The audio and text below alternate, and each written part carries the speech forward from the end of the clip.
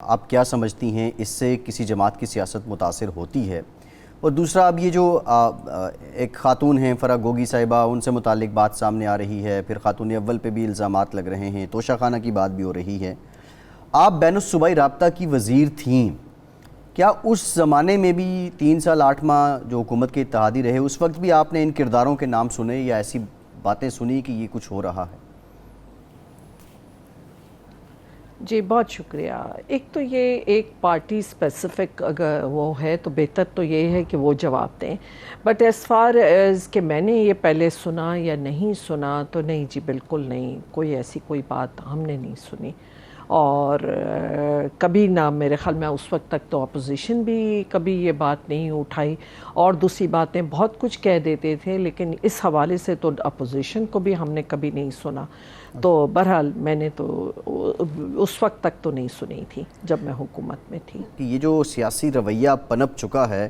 اس کا کیا پاکستان کی سیاست کو یا پاکستان کی پارلیمان کو ان کو آئندہ دنوں میں فائدہ پہنچے گا اور ایک ہیلدی پولیٹکس ہوگی؟ خواتین کو سیاست میں لا کے الزام تراشی کرنا، سیاسی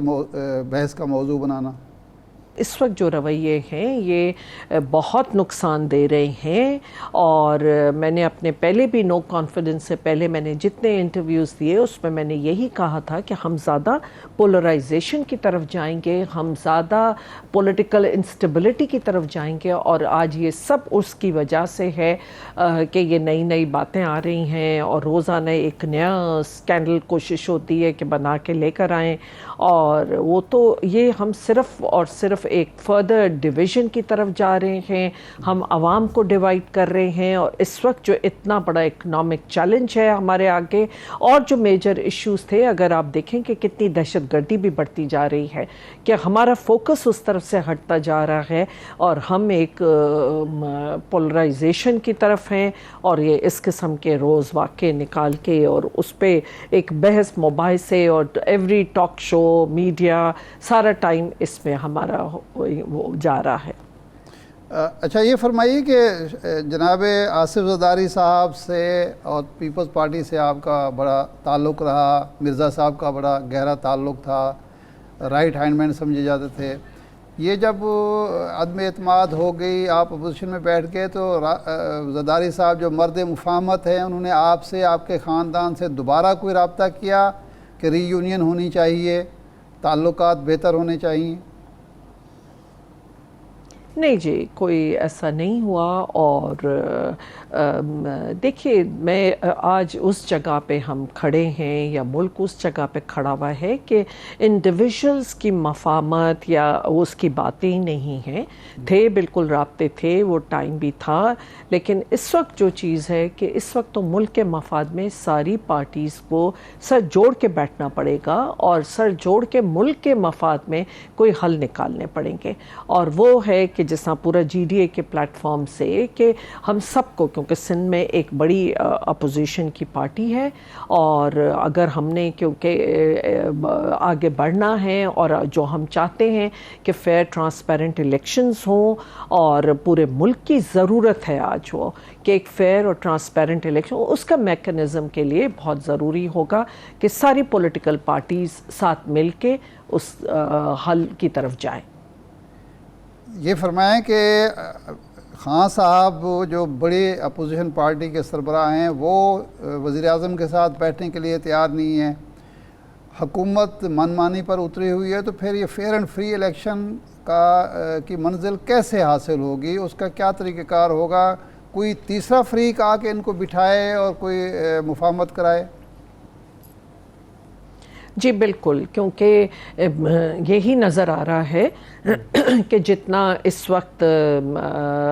خان صاحب ہوں یا پی ڈی ایم کی لیڈرشپ ہو کہ وہ بالکل ایک اپوزٹ ڈائریکشن، تو اس وقت ضرورت ہے کہ کوئی نہ کوئی ادارہ، کوئی نہ کوئی ایسی آئے مفاہمت کی بات کرنے، تو اسپیکر سے کوشش چاہیے کہ ان کو ہو، نہیں تو اگر ان کے نہیں ہے ہو، کیونکہ وہ بھی اگر فیئر ہو کے سامنے آئیں گے اسپیکر تو ہی کوئی دوسرے یا اپوزیشن تیار ہوگی، پر اس کے ساتھ ساتھ نہیں تو اداروں کو آنا پڑے گا، اور یہ وقت کی ضرورت ہے، اس ملک کی ضرورت ہے۔ اچھا ڈاکٹر صاحبہ، اب جو موجودہ حالات ہیں اور اس میں جو پاکستان تحریک انصاف سٹانس لے رہی ہے، آپ ان کے اتحادی رہے ہیں، وہ جو سازش کی بات کرتے ہیں، جی ڈی اے کا اس سازش کے معاملے پر آفیشیل موقف کیا ہے؟ کیا جی ڈی اے بھی سمجھتی ہے کہ سازش ہوئی ہے؟ دیکھیے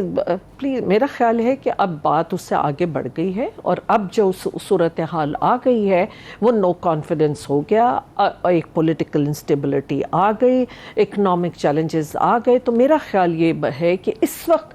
قوم کی جو ضرورت ہے، میڈیا کو بھی اس پہ فوکس کرنا چاہیے، اور جو یہ ہے کہ آگے کیسے بڑھنا ہے، آگے کیسے ہو کہ ایک پولیٹیکلی ہم کو یہاں پہ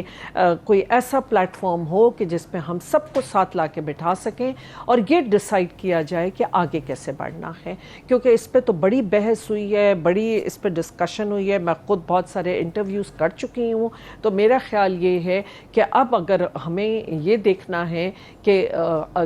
کس طرف ہم نے اس ملک کو لے کے جانا ہے، جو اکنامک چیلنجز ہیں ہم نے اس کو کیسے ایڈریس کرنا ہے. اس کے ساتھ ساتھ آج ہم ریئلائز نہیں کر رہے ہیں کہ جتنی دہشت گردی کا یہاں پہ اس وقت تھریٹ ہوتا جا رہا ہے، اور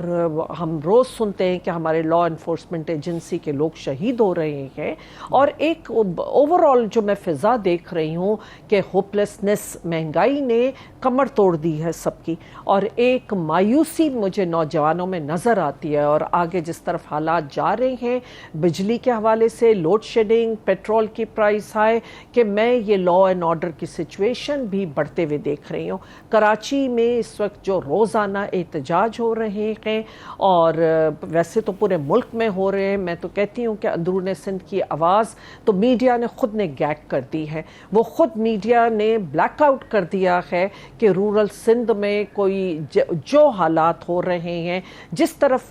طرح سے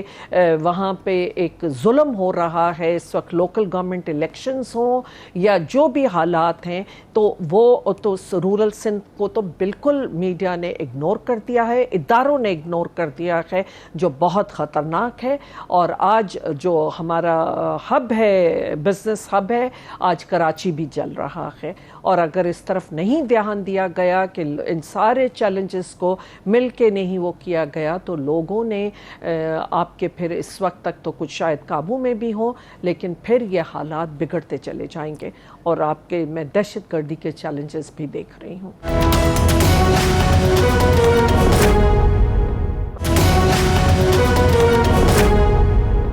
ڈاکٹر صاحبہ، سپریم کورٹ میں کیس تھا پنجاب کے وزیر اعلیٰ کے انتخاب کا.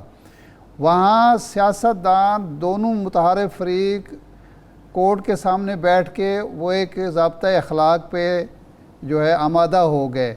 یہ کیا وجہ ہے؟ آپ کیا سمجھتی ہیں کہ اتنے سال بعد بھی سیاستدانوں میں یہ میچورٹی نہیں آئی کہ وہ اپنے طور پر مل بیٹھ کے سیاسی معاملات،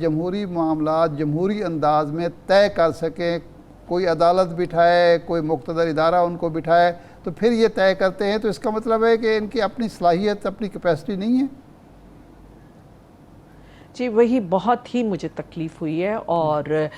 کہ بالکل کہ ہم اتنے بڑے بڑے نام ہیں، اتنے بڑے بڑے وہ ہیں، اور جن کو کنسیڈر کیا جاتا تھا کہ جی بڑی اچھی سیاست، پر سیاست نہیں ہے یہاں پہ، صرف مفادات کا کھیل ہو رہا ہے. اور اگر جب ایسے ہی مفادات کی وجہ سے ہم ملک کو یہاں تک لے کر آئے ہیں، آج ان کو بھی اور اس کے ساتھ ساتھ اداروں کو بھی، میں نے فلور پہ بھی کہا نیشنل سے، کہ عقل کے ناخن لینے پڑیں گے اور ہمیں دیکھنا پڑے گا. اور جو بھی یہ آج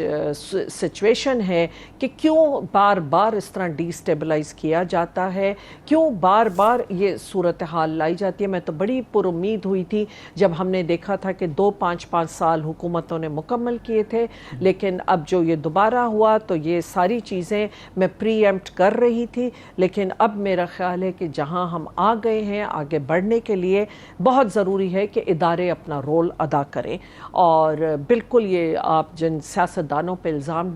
وہ کر رہے ہیں، میں آپ کی بات سے اتفاق کرتی ہوں.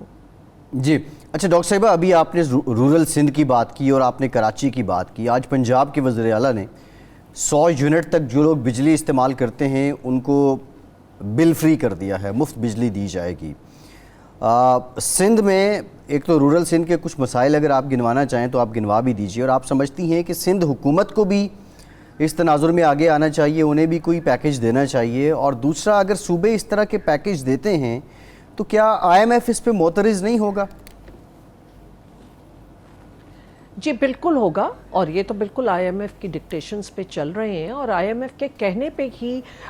یہ ساری پیٹرول کی پرائسز، چاہے آپ کے ڈیولپمنٹ لیوی ہو یا آپ کے سیلز ٹیکس کا جس طرح انہوں نے ڈالا ہے، سبسڈیز ختم کرائی ہیں. تو ہاؤ از اٹ فیئر کہ ایک صوبہ اپنے صوبے میں اناؤنس کر دے، لیکن جہاں سے گیس نکلتی ہے، جہاں پہ پورٹ ہے، جہاں پہ آئل سارا جو بھی امپورٹ ہو کے آتا ہے، اور سب سے پہلے کہ وہاں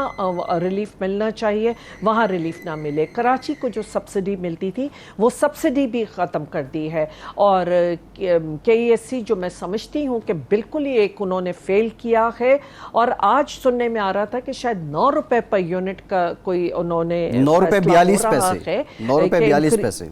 جی تو یہ سب بتائیے کہ جہاں پہ 40,000 انڈسٹری ہو، جو صرف کراچی شہر اگر 3 کروڑ کا ہو، اوورال پورے سندھ کی آبادی اس سے کہیں زیادہ ہے، تو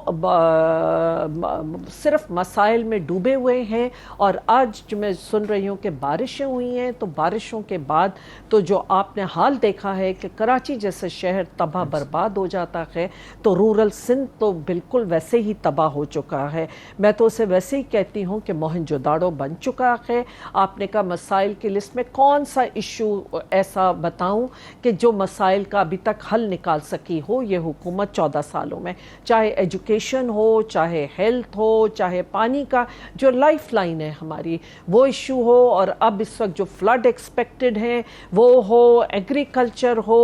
میں کس ایشو کی طرف نشاندہی کروں؟ تو صرف رورل سندھ تباہ برباد ہو گیا ہے. اور نہایت افسوس کے ساتھ میں کہتی ہوں کہ میڈیا نے بڑی خوبصورتی کے ساتھ اپنی آنکھیں بند کی ہوئی ہیں، اور ان کا فوکس صرف یہاں پر ہے، اور ہر ٹاک شو میں صرف یہاں کی باتیں ہو رہی ہوتی ہیں. میرا گلہ ہے ان سے اور ایون اداروں سے